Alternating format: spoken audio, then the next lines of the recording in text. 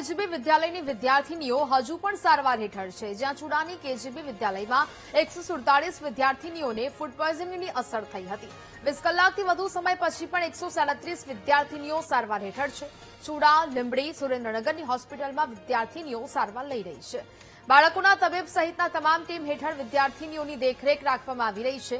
ખીર ભોજન ખાવાથી વિદ્યાર્થીનીઓની તબિયત લથડી હોવાનું અનુમાન લગાવાયું છે।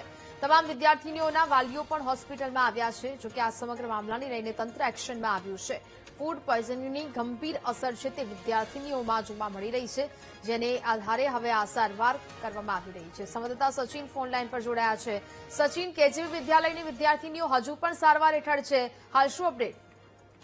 બીજો વાત કરવામાં આવે તો સુડા કેજીબી વિદ્યાલયની વિદ્યાર્થીનો ફૂડ પોઈઝન મામલાને લઈને હાલ હજી પણ 137 જેટલી વિદ્યાર્થીનો ચુડા, લીંબડી, સુરેન્દ્રનગર હોસ્પિટલ ખાતે સારવાર હેઠળ છે। 20 કલાક જેવો સમય થતા હજી સારવાર ચાલુ છે ને બાળકો સહિતના ડોક્ટરો તમામ સારવાર અત્યારે ચાલી રહી છે। બિલકુલ, જાણકારી બદલ આભાર। તો જે પ્રકારે 137 વિદ્યાર્થીનીઓ હજુ પણ સારવાર હેઠળ હોવાનું સામે આવ્યું છે। ખીર ભોજન ખાવાથી ફૂડ પોઈઝનિંગની અસર વર્તાઈ હતી ને જેને કારણે આ તમામ વિદ્યાર્થીઓની સારવાર ચાલુ છે।